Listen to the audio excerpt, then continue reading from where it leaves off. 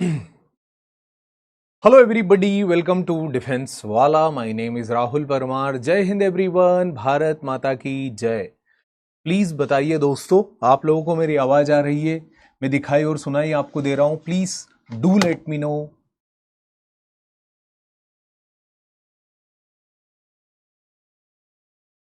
बताइए, प्रॉपर मेरी आवाज आ रही है? क्लियरली दिखाई और सुनाई आप लोगों को दे रहा हूं?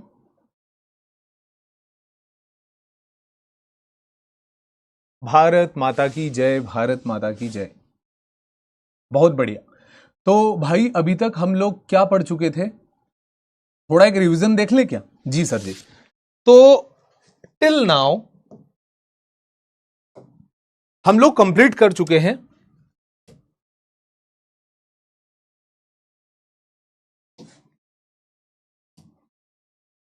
पहले यूनिवर्स को, दूसरा latitudes and longitudes, also international dateline IDL. इतनी चीजों के बारे में हम पढ़ चुके हैं। आगे हम लोगों ने डिस्कस किया था इंटीरियर ऑफ द अर्थ। जी सर, अलग अलग बेसिस पर देखा था। क्रस्ट, मेंटल, कोर क्या होते हैं, सिस्मोलॉजी, ग्रेविटी, अलग अलग आधार पर सब कुछ जाना था। इसके पश्चात हमने अगला जो पॉइंट पढ़ा था, that is formation of the continents. इसके बारे में हमने अगले टॉपिक के अंदर डिस्कस किया था। ओके जी गुरुजी, ये हम सारी चीजें कंप्लीट कर चुके। आज की इस क्लास के अंदर हम एक नए टॉपिक को पढ़ेंगे। देखिए, जो फॉर्मेशन ऑफ द कॉन्टिनेंट था, इसके अंदर मैंने आपको continental drift theory by Alfred Wegener, convectional current theory by Arthur Holmes, sea floor spreading theory by Harry Hess and plate tectonic theory by McKenzie Morgan and Parker, ये आप लोग को मैं पढ़ा चुका हूं फॉर्मेशन ऑफ द कॉन्टिनेंट्स के अंदर। अब हम एक नए टॉपिक की तरफ पढ़ेंगे और यहां पर आपको बहुत मजा आएगा। देखो, मजा तो सब जगह आएगा, बट यहां और अच्छा लगेगा। तो आज की इस क्लास का नाम है आपका चलो टॉपिक, ये वो था, रिकेप है बेटा, रिकेप। और topic to be covered today is the geomorphic process. खतरनाक खतरनाक नाम आ रहे हैं सर, कोई दिक्कत नहीं, ऐसा कोई डरने की बात नहीं है। नाम खतरनाक है जब तक कि उनको जानो ना। जंगल दूर से बड़ा घना लगता है, बट जब जंगल के अंदर आप जाते हो तो आपको बर्ड्स की आवाज, पेड़ों के फूलों से आने वाली खुशबू, नदी के द्वारा बहने वाली कल कल आवाजें, और जब आप अंदर की तरफ जाते हो तो आपको बहुत सारी चीजें देखने को मिलती है। पर जब तक आप ये देखोगे कि जंगल घना है, जंगल डरावना है, तब तक शायद आप उससे डरते ही रहोगे। तो आज हम बात करेंगे उसी तरह के एक टॉपिक, जियोमॉर्फिक प्रोसेस के बारे में। नाम से बड़ा थोड़ा खुफियाना लग रहा है, बट डरिए नहीं, मैं हूं ना, कर लेंगे सब साथ में। सबसे पहले बात करते हैं, जियोमॉर्फिक प्रोसेस का मतलब होता है simply earth movement. Geomorphic process का मतलब क्या होता है? धरती का मूवमेंट, या फिर धरती पर होने वाली चीजों का चेंज। इसको बहुत अच्छे उसमें बताता हूं।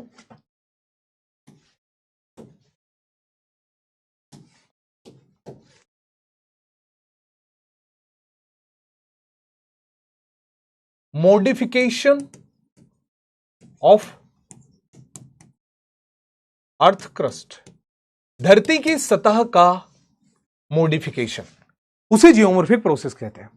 सर जी, मॉडिफिकेशन का देखिए, अभी मेरे को ऐसा लग रहा है कि आप लोग थोड़ा बातचीत करने के उसमें हो, तो मैं आपको थोड़ा अभी पोज करूंगा। पहले मैं अपनी चीजें बताऊंगा। जैसे आपका प्रश्न है, अर्थ की क्रस्ट में वाटर है क्या? देखो, क्रस्ट में वाटर नहीं होता तो हैंडपंप को ऐसे मूव करने पर पानी नहीं आता, ट्यूबवेल को ऑन कर देने पर पानी बाहर नहीं जाता। धरती के अंदर पानी है, जिसे ग्राउंड वाटर बोलते हैं, बट उसके लिए आपको थोड़ा, आप सब जान जाओगे, बस थोड़ा आपको समझना पड़ेगा। आइए सब कुछ जानेंगे। आपको ऐसा लग रहा ना सर, हाथी भी घुर रहा था जंगल के अंदर, शेर भी, सब कुछ आप जान जाओगे कि वो घुर्राना हुआ या फिर आपने उस जगह से जहां से उसको देखा आपके लिए एक बेहतरीन अनुभव हुआ। दोनों चीजें आज हम जाएंगे। तो देखिए, टॉपिक का नाम क्या है? जियोमॉर्फिक प्रोसेस, मतलब धरती की सतह पर होने वाले बदलाव, चेंजिंग फेस ऑफ द अर्थ। अब धरती पर आप पढ़ चुके हो कि कहीं कहीं पहाड़ बनते, कहीं पठार बनते, कहीं खाई बनती, तो कहीं मैदान बनते। आप सब कुछ पढ़ चुके हैं टेक्टोनिज्म के अंदर, आज हम उन्हीं चीजों का यूज करेंगे। तो देखिए, धरती के ऊपर दो तरह के बल होते हैं, दो तरह की ताकत होती है जो धरती को चेंज करती रहती है। अर्थ के ऊपर दो तरह की ताकत होती है जो धरती के ऊपर बदलाव लेकर के आती है। पहले का नाम है एंडोजेनिक। एंडोजेनिक के बारे में आपको पहले बता चुका हूं, वो ताकतें जो धरती के अंदर से डेराइव होती है, जैसे कि कन्वेक्शनल करंट की वजह से दो प्लेट्स का पास आना, दो प्लेट्स का दूर जाना, कहीं भूकंप का आ जाना, कहीं ज्वालामुखी का फट जाना। This all are the endogenic forces of the earth, जो धरती के अंदर से जन्म लेते और धरती की सतह को मॉडिफाई करते। जैसे फॉर एग्जाम्पल, उदाहरण तौर पर हमारे पीछे जो पहाड़ दिखाई दे रहा, क्या आपको लगता है कि यह पहाड़ किसी इंसान ने बनाया होगा? नहीं सर। क्या भगवान ने बनाया होगा? देखिए सर, हम ना वैज्ञानिक पद्धति पर यहां पर पढ़ने के लिए आते हैं, रिलीजियस पॉइंट सभी के होते, सभी सेंटिमेंट्स की हम इज्जत करते, बट आप प्लीज उन्हीं चीजों के ऊपर बात कीजिएगा जो वैज्ञानिक हो। तो ठीक है, तो ये किसने बनाया? ये आप अगर एक प्रॉपर साइंटिफिक लैंग्वेज या जियोग्राफिकल अंडरस्टैंडिंग में समझो तो आपको समझ में आ जाएगा कि धरती के अंदर से जो कन्वेक्शनल सेल्स चलते थे उनकी वजह से प्लेट पास आई। जब प्लेट पास आई तो प्लेट के पास आ जाने की वजह से वहां पर आपके माउंटेन्स का फॉर्मेशन हुआ, लाइक फोल्ड माउंटेन। जब प्लेट्स दूर गई थी तो वहां पर ब्लॉक माउंटेन्स का फॉर्मेशन हुआ। तो endogenic force derived from the interior of the अर्थ। कहां से आता है? ये धरती के इंटीरियर से, और ये इस तरह के पहाड़ों का निर्माण कराता है। वाह भाई वाह, ये बात समझ में आई और अच्छी भी लगी, बहुत बढ़िया सर, थैंक यू। दूसरा आ जाएगा एक्सोजेनिक फोर्स। तो एक्सोजेनिक फोर्स के अंदर क्या है गुरुजी? वो सोर्स, वो चीजें जो धरती के अंदर से नहीं, धरती के एटमॉस्फेयर से डराइव हो और धरती की सतह को चेंज करे। अब एटमॉस्फेयर से क्या आता है सर? देखिए, एटमॉस्फेयर से तुम्हारी सनलाइट आती है, हाँ आती है बराबर, बट सनलाइट का क्या योगदान है अब वो आगे बताएंगे आपको। एटमॉस्फेयर से तुम्हारी रेनफॉल होती, बारिश आती, हाँ आती है, पर इसका क्या बदलाव हुआ वो भी आपको आगे बताएंगे। और सर एटमॉस्फेयर ही के अंदर से हवा चलती है, तो हवा, सूरज की किरण, बरसात, इनके चलते क्या पहाड़ धरती के ऊपर बदलाव आता है। तो देखिए दोस्तों, इस क्लास के अंदर ये आपकी भूमिका थी, आपका इंट्रोडक्शन था, जहां पर मैंने आपको बताया कि धरती की सतह चेंज कैसे होती है। अब धरती की सतह के चेंजिंग स्टेज को हम बोलते हैं जियोमॉर्फिक प्रोसेसेस, अर्थ का मूवमेंट, अर्थ का मॉडिफिकेशनल प्रोसेस। और धरती को दो बल होते, दो ताकतें होती जो धरती को मॉडिफाई करती। एक जो अंदर से डेराइव होती, नाम है उसका एंडोजेनिक फोर्स, इंटीरियर से, लाइक मेंटल प्लंप, मतलब कन्वेक्शनल करंट्स, उनको मेंटल प्लंप भी बोलते। उनकी वजह से पहाड़ बनना, पठार बनना, भूकंप आ जाना, मैदान बन जाना, ये सब इधर हुआ। दूसरा आ जाएगा एक्सोजेनिक फोर्स। एक्सोजेनिक फोर्स वो फोर्सेस होते हैं जो हवा, बरसात और सूरज की किरण जैसे होते हैं, जिनका धरती के अंदर से कोई ताल्लुकात नहीं होता, हवाओं से होता है, आसमान से होता है, फिजाओं से होता है, बट वो धरती को कैसे चेंज करते हैं आइए उसके बारे में। तो दोनों आपको बताया जाएगा। पहले बताते हैं एंडोजेनिक फोर्स के बारे में। जैसा कि मैंने आपको बताया, originated from interior of the earth, perfect गुरुजी, बिल्कुल समझ में आया। Responsible for forming different landform on the earth. आप लोग पढ़ चुके हो, इसी इंटरनल स्ट्रक्चर की वजह से माउंटेन्स बनते हैं, प्लेट्यूज बनते हैं, इंटर माउंटेन प्लेट्यू, पिड माउंट प्लेट्यू, प्लेट्यूज बनते हैं। ठीक, यहां पर आपके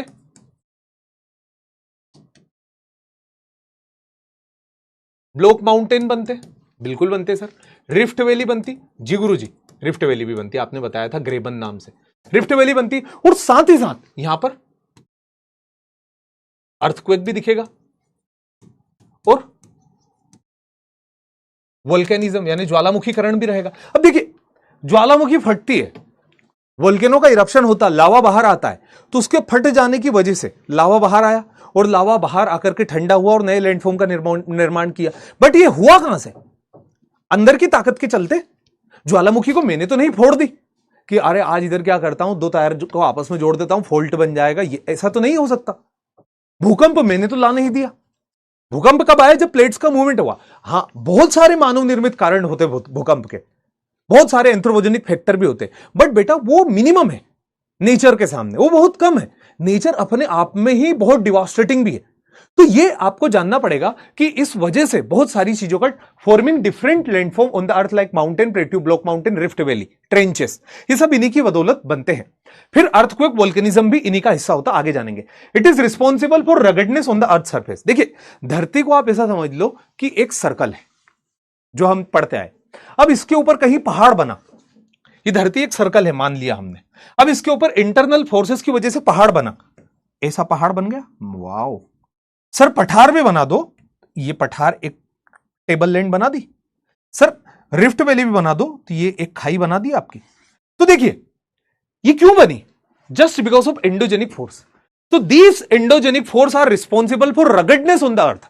गुरुजी रगडनेस का मतलब क्या होता है? रगडनेस मतलब उबड़ खाड़ पर, इस गोल धरती को ऊंचा नीचा बनाने के लिए जिम्मेदार है। कहीं पहाड़ तो कहीं खाई तो कहीं पठार, ये कुछ भी बना रहे, मतलब धरती के ऊपर रगडनेस क्रिएट कर रहे। कौन? Endogenic force. तो endogenic force originated from the interior of the earth, responsible for forming different landform on the earth surface. It is also responsible for the ruggedness on the earth surface as it forms the plateau, plains, mountains and valleys too. आगे जाएगा energy source of endogenic force. इन endogenic forces को ताकत कहां मिलती है sir? ये आते कहां से? हर चीज के पीछे क्यों होता है? तो इस क्यों का कारण बताएं। इस क्यों का कारण आपने कन्वेक्शनल करंट थ्योरम पढ़ा था, वहां पर मैंने आपको बताया था कि धरती के अंदर रेडियो एक्टिव एलिमेंट्स होते हैं in the form of uranium 238, in the form of thorium, in the form of potassium. ये जब धरती के अंदर से रिलीज होते हैं तो गर्मी बढ़ती है, और गर्मी के बढ़ने की वजह से धरती के ऊपर ये सेल्स चलते हैं। पहला कारण बताया था जी गुरुदेव, याद आ गया हमको। दूसरा कारण प्राइमोडियल हीट ऑफ द अर्थ। आपको जब मैंने इंटीरियर के बारे में बताया था तो सबसे पहले बात बताई थी कि धरती भी शुरुआत में एक आग का गोला थी जो समय के साथ ठंडी होती गई। अब समय के साथ बाहर वाला हिस्सा, अंडे का बाहरी कड़क शेल तो ठंडा हो गया, बट अंदर का पीला योक और सफेद पोर्शन जिसमें प्रोटीन बताते बहुत ज्यादा होता है, वो दोनों तो अभी भी वापस आपके लिक्विड और गर्म स्टेज में है ना। तो देखो धरती पर हर चीजें, धरती पर क्या तमाम जगह हर चीजें डायनेमिक कंडीशन में आने की कोशिश करती है। मतलब अगर अंदर का तापमान ज्यादा है धरती की उस प्राइमोडियल, उस पहले से मौजूद गर्म एनर्जी की वजह से, तो ये धीरे धीरे अपने आप को ठंडा करने की कोशिश करेगा। तो पहला तो रेडियो एक्टिव एलिमेंट्स की ताकत, दूसरा शुरुआती धरती जो आग का गोला था वो ठंडा होने के लिए अपनी प्राइमोडियल एनर्जी रिलीज करना चाह रहा है। तो वो आज भी ठंडा नहीं हुआ जब से धरती आज तक बनी। धरती जो बनी है 4.6 बिलियन ईयर ओल्ड, तब से लेके आज तक वो लावा अंदर गर्म है। तो लावा प्राइमोडियल हीट है जो ठंडा होना चाह रहा, तो निकल निकल के बाहर आ रहा। So this two are most important reason for the formation of endogenic forces. क्या जाना हमने कि धरती के अंदर से आने वाली ताकतें जो धरती को चेंज करे, सतह को, सरफेस को चेंज करे, responsible for the ruggedness and the source is radioactive elements and primordial heat of the earth. ये देखिए, ये धरती के अंदर की गर्मी की वजह से धरती की सतह को मॉडिफाई करना, that is endogenic processes, that are the endogenic processes. आइए एंडोजेनिक प्रोसेसेस को और भाग में विभाजित करते। नोट्स बनाइए मेरे साथ।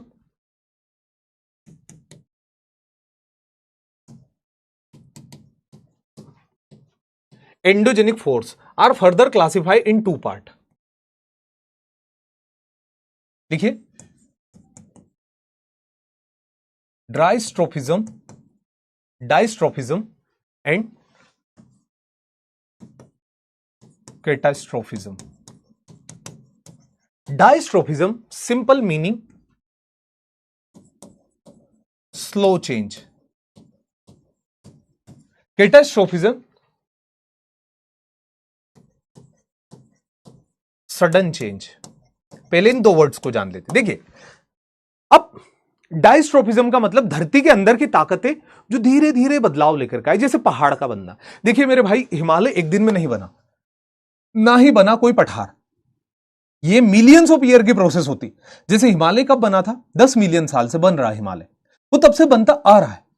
तो हिमालय के बनने की प्रक्रिया 1 करोड़ साल पुरानी है, तो ये एक स्लो प्रोसेस है। डायस्ट्रोफिज्म मतलब स्लो, कैटास्ट्रोफिज्म मतलब सडन, एकदम से। सर एकदम से का मतलब क्या होता है? एकदम से का मतलब हो गया अर्थक्वेक, एकदम से का मतलब हो गया वोल्केनिज्म। ये सडनली होते। These are the sudden change, these are the slow change. Slow change is known as discernible process. Discernible कोई ऐसा डरो मत, डिसर्निबल का मतलब होता है धीमे धीमे, अंग्रेजी भाषा का एक शब्द है मात्र। डिसर्निबल जैसे हमारे नाखून का बड़ा होना, जैसे हमारे सर के बाल का बड़ा होना, जैसे एक छोटे से बच्चे का बड़ा होना, ये एक दिन की प्रक्रिया नहीं है, इसमें समय लगता है। You can not notice them easily, एक प्रोसेस है। बस इसी तरह के चेंज को डिसर्निबल चेंज बोलते हैं। और कैटास्ट्रोफिक जो एकदम से हो, ऐसा नहीं है कि मैं सलून पर गया, बाल कटा रहे हो, बाहर आते से जुल्फिकार फिल से ना, इट टुक टाइम, तो that is a discernible process. तो this slow change is further classified in 2 part.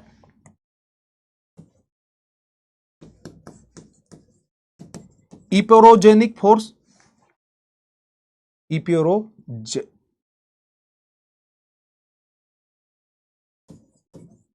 इपियोरोजेनिक force and orogenic force. अब देखिए, इपियोरोजेनिक का मतलब होता है a kind of vertical force.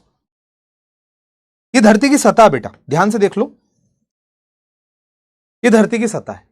अब इस धरती की सतह से फोर्स नीचे की तरफ से लग रहा है, तभी तो इसको वर्टिकल फोर्स बोलेंगे।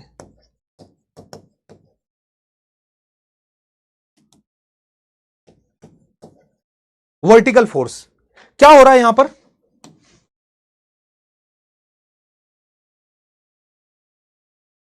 वर्टिकल फोर्स, नीचे से ऊपर की तरफ फोर्स लग रहा है। वर्टिकल मतलब नीचे से ऊपर की तरफ। तो देखिए, जब वर्टिकल फोर्स लगता है, अरे आर नहीं लगा है तभी तो मैं बोलूं।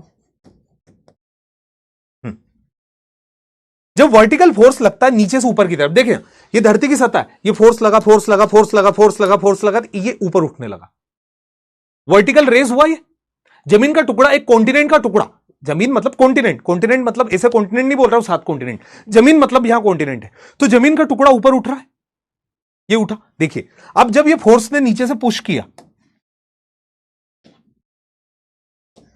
मेंटल प्लम्प लावा ने नीचे से पुश किया, तो यहां पर वर्टिकल अपलिफ्टमेंट हुआ। ये इसके बार बार पुश करने की वजह से डोम बना है।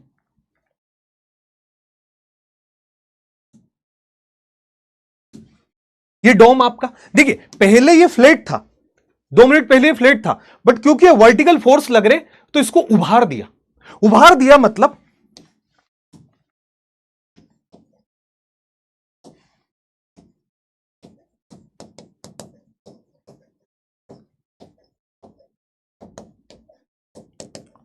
कॉन्टिनेंट बिल्डिंग, जमीन के एक भूभाग का निर्माण हुआ। पहले फ्लैट था, दबने की वजह से एक देखिए भू का भाग कितना बड़ा, तो कॉन्टिनेंट बिल्डिंग हो रहा है यहां पर। दूसरा आ जाएगा आपका हॉरिजॉन्टल फोर्स, ओरोजनी मतलब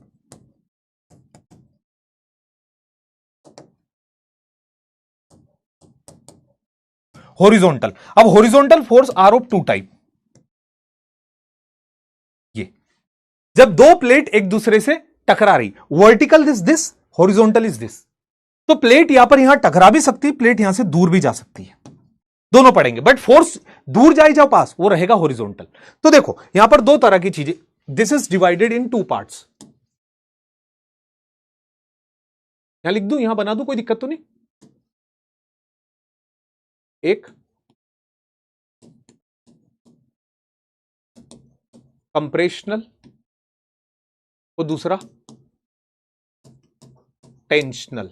कंप्रेशनल का मतलब होता दो चीजों का पास आना, टेंशनल का मतलब होता दो चीजों का दूर जाना। जब दो चीजें पास आती तो गुरुजी कौन से पहाड़ बनते हैं? अरे गजब गजब, ओल्ड माउंटेन्स। और जब दो चीजें दूर जाती है तो आए हाय हाय हाय हाय हाय, block mountain and fault line. Fault मतलब दरार बनेगी ना।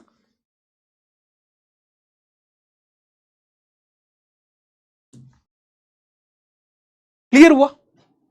Endogenic force is divided in 2 part, धीमे धीमे तेज तेज, धीमे धीमे मतलब स्लो चेंज। अब जैसे इपियोरोजेनिक वर्टिकल फोर्स की वजह से कॉन्टिनेंट का निर्माण होना, ओरोजेनिक हॉरिजॉन्टल फोर्स की वजह से माउंटेन्स का निर्माण होना। ओरोजेनिक 2 प्रकार का था, जब 2 एरो पास आए कंप्रेशनल फोर्स फोल्ड माउंटेन बने, 2 एरो दूर गए टेंशनल फोर्स ब्लॉक माउंटेन बने।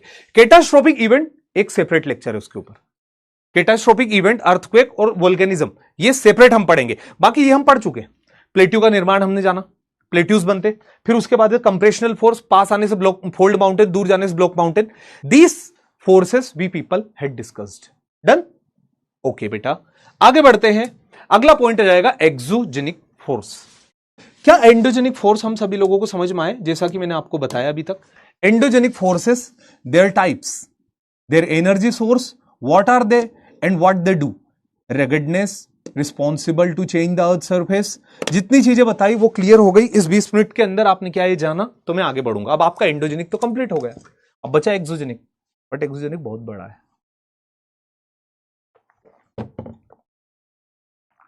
एक्सोजेनिक मतलब बहुत बड़ा।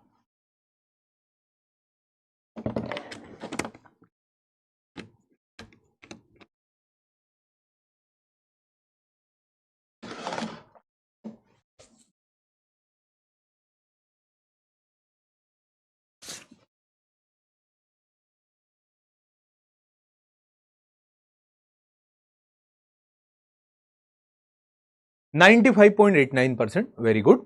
बाकी के जिन बच्चों को थोड़ा डाउट है, आप उसको थोड़ा सा पीछे ले जाओगे ना, आपको आराम समझ में जाएगा। मेजर पोर्शन इस पीपीटी का यहां तक का मैंने हाथ से ही लिखा है। ओके, आगे बढ़ते। एक्सोजेनिक फोर्स, इनका काम क्या होता है सर? अब देखो, आपको पता तो है कि मैं बात करूंगा हवा, पानी, सनलाइट, इनके बारे में। तो इनका काम क्या होता है ये जानते हैं। Originated from exterior of the earth, धरती के अंदर से इनका कोई मतलब नहीं। अच्छा, it is responsible for levelling the earth surface, ये एक नई चीज आपने जानी। मतलब where the endogenetic force are responsible for the ruggedness on the earth surface, exogenetic force are responsible for the levelling of the earth surface. मतलब हमने देखा कि प्लेट के टकराने की वजह से पहाड़ का निर्माण तो हो गया, बट बारिश की वजह से, धूप की वजह से, हवा की वजह से वो पहाड़ धीरे धीरे कमजोर हुआ। लाख, 2 लाख, लाख, 2 लाख, 1 करोड़, 2 करोड़ साल, लंबा समय में, और वो धीरे धीरे टूट टूट के गिरता रहा, टूट टूट के गिरता रहा, जैसे कि आपको यहां दिखाई दे रहा। देखिए, ये पहले पूरी लाइन ऐसी थी, सीधी थी, बट क्योंकि इस वाले इलाके पर बारिश का पानी जो यहां से बहा होगा, दूसरा नदी जो यहां से बह करके गई, हवा जो यहां चली, मिट्टी, सूरज की किरण ने जो इस मिट्टी को कमजोर किया, ये टूट के नीचे गिर गई। तो मतलब हो क्या रहा है? This exogenic force tries to level the earth, it try to level the earth. समझ रहे हो ना? जहां पर ये पहाड़ बना रहे, तोड़ तोड़ के नीचे गिरा रहा उनको। आप इसको ऐसे समझ लो कि जैसे हमारे गाल पे हो गया पिंपल, गाल पे क्या हो गया हमारे? पिंपल। अब पिंपल क्यों हुआ? बॉडी के इंटरनल मेटाबॉलिज्म की वजह से। आपकी नींद सही से नहीं हुई, आपने खाना सही से नहीं खाया, आपने बहुत ज्यादा स्ट्रेस ले लिया, कुछ भी चीजें के चलते आपको यहां पर हो गया पिंपल, हो गया पिंपल। अभी पिंपल किस वजह से हुआ? Internal mechanism of your body. तो पिंपल ने आपकी सॉफ्टनेस के ऊपर रगडनेस ला दी। गोरे गाल, पके बाल, तो गोरे गाल पर आपकी क्या ला दी इसने? वो बता रहा हूं आपको। इसने एक तरह की रगडनेस ला दी। आप हार्ड ऐसे फेरोगे तो खुरदरा लगेगा। क्यों? क्योंकि पिंपल जनरेट हो चुका। पिंपल क्यों जनरेट हुआ? इंटरनल मेटाबॉलिज्म की वजह से। तो पिंपल एक लैंडफॉर्म है which is created by endogenic force. फिर आप गए दुकान पे, वो दुकान पे जाकर के आपने बोला बिको टर्मरिक WHO क्रीम दे दो, तो उन्होंने आपको बिको टर्मरिक क्रीम दिया। बिको टर्मरिक क्रीम लेकर के आप आए, आपने यहां लगाया, यहां लगाया, 1 दिन, 2 दिन, 2 दिन के अंदर वो पिंपल गायब हो गया। तो बिको turmeric cream is a exogenetic force, जो अंदर से नहीं आया, बाहर से आया। इट वर्क्स ऑन लेवलिंग, और उसने उस रगडनेस, उस पहाड़ को तोड़ तोड़ के छोटा बनाने का प्रयास किया। बताइए, समझ में आया?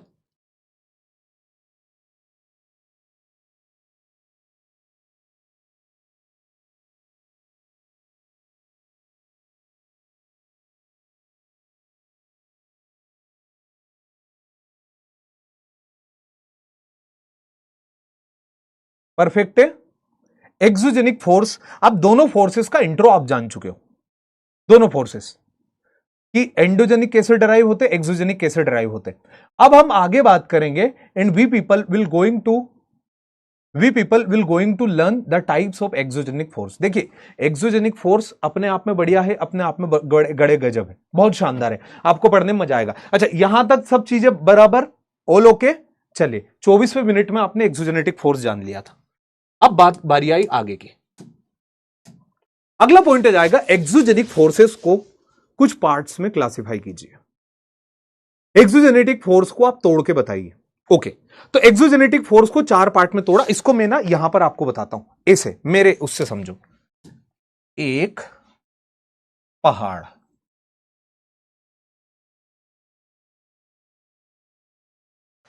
इस पहाड़ से एक पत्थर टूटा, पहाड़ से एक पत्थर टूटा है, बस अभी पत्थर पहाड़ से अभी टूटा है।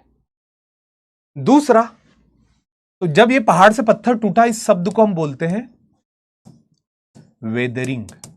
वेदरिंग को आम भाषा में बोलते हैं डिसइंटीग्रेशन, डिसइंटीग्रेशन। उससे टूट के अलग हुआ। जब टूटा, वेदरिंग मतलब टूटा ये पत्थर, अब टूटा हुआ पत्थर नीचे को गिरा। This is mass movement. Mass movement को एक और नाम है मास वेस्टिंग। इसमें क्या होता है, जो चीजें टूटी वो नीचे गिरेगी। अब देखो मास वेस्टिंग दो प्रकार की होती है, एक तो इनसाइड एक आउटसाइड। इनसाइड में क्या होता है कि पत्थर, ये वेदरिंग दो प्रकार की होती है, weathering are of two type, एक इनसाइड और एक एक्साइड। इनसाइड का मतलब क्या, पत्थर टूट के वहीं गिर गया जहां का पत्थर था, धूप बिजली है ना, धूप बिजली बारिश पेड़ पौधों की जड़ों की वजह से टूट के वहीं गिर गया। So that is weathering. Weathering but inside, टूट के वहीं रखा गया। दूसरा क्या हुआ, टूट के नीचे गिरा, तो वेदरिंग आउटसाइड। ठीक है, वहां से टूट के नीचे आया। अब यहां पर आप देखिए मास मूवमेंट में क्या होता है, जो भी चीजें टूटती है उन टूटती हुई चीजों का नीचे गिरना, उसे मास मूवमेंट बोलते हैं। अगर कोई सी भी चीजें टूटी है और टूट के ग्रेविटी के इन्फ्लुएंस में नीचे गिरी है, एक में क्या है, एक में जैसे मेरा कान, खुदा ना करे ऐसा ना कर कहते हैं। दूसरा एग्जांपल, अभी बिना कान के गंदा लगूंगा। ये पहाड़ का एक पत्थर है ना, ये पहाड़ का हिस्सा था, तेज आने वाली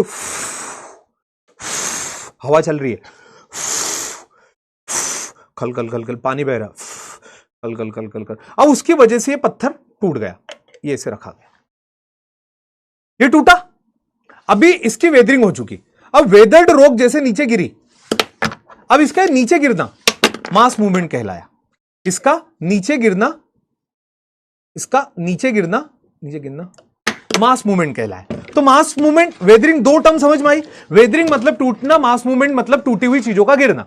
अगर ये गिरी नहीं तो मास मूवमेंट नहीं होगा, गिरना जरूरी है। तो मास मूवमेंट मतलब गिरना। तीसरा पॉइंट आ जाता है यहां पर इरोजन।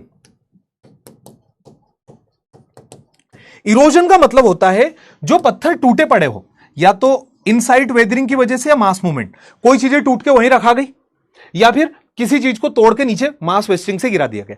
वहां से जब नदी निकलेगी तो नदी अपनी काइनेटिक एनर्जी, अपने फ्रिक्शनल फोर्स के चलते इस इलाके को काटेगी। हमने बोला ना, करत करत अभ्यास से जड़मती हो तो सुजान, इतना ही मुझे याद है। मतलब बार बार मेहनत करने से बहुत कुछ हो जाता है। वैसे जैसे पत्थर के ऊपर जब रस्सी बार बार आती जाती है तो सिल्ला के ऊपर भी निशान बन जाते हैं। सील मतलब पत्थर, तो उस पत्थर के ऊपर भी निशान बन जाते हैं। कब, जब बार बार रस्सी उसके ऊपर से आती है। वैसे जब नदी का पानी बार बार इसे काटेगा, तो काटने की वजह से इसका जियो मटेरियल कम होता जाएगा। कम होता गया मतलब कि क्या हुआ, कटाव। तो यहां पर अगला पॉइंट क्या आया, कटाव। पहला था टूटना, दूसरा गिरना, तीसरा कटना, और चौथा आया आपका इसी नदी के द्वारा, जहां नदी की ताकत खत्म हो गई, तो खत्म ताकत वाले इलाके में उस कटाव को जमा करना। जो चीजें कट गई है उन कटी हुई चीजों का अंत में जाकर के जमा कर देना, इसे हम बोलते हैं deposition. Weathering, breakdown, mass movement, falling, erosion, कटाव, और डिपोजिशन, उसे कहीं ले जाकर के जमा कर देना। अभी मैंने पढ़ाया नहीं है, अभी सिर्फ एग्जांपल बताया कि कैसे टूट के कहां को गिरती है। टूटी यहां से, जो ऊंचा इलाका था, एलिवेटेड इलाका, रगड़ जो था, वो गिरी कहां पर, जो गड्ढा था। हो क्या रहा है, बैलेंस हो रहा है ना, टूट के गड्ढे में भर रहा है, levelling of the earth. Vicco turmeric cream क्या कर रही है, उसको तोड़ रही है और गिरा रही है। तो बस वही यहां पर चल रहा है, एक एक करके। जब कोई सी भी चीज आपको परेशान करे ना, तो उसे जूम आउट करके देखा करो, मेरे टॉपिक का नाम क्या है, तब आपको क्लियर होगी। तो एक्सोजेनेटिक फोर्स, बाहरी बल को हमने चार भागों में विभाजित किया। पहला वेदरिंग। वेदरिंग का मतलब चीजों का टूटना, टूटेगी फिजिकली, केमिकली और बायोलॉजिकली। दूसरा जाएगा मास मूवमेंट। मास मूवमेंट मतलब टूटी हुई चीजों का गिरना, रॉक फॉल, अर्थ फ्लो, लैंडस्लाइड, तीनों में गिरेगी। चौथा में इरोजन। अब इरोजन कौन करता है, एजेंट करेगा।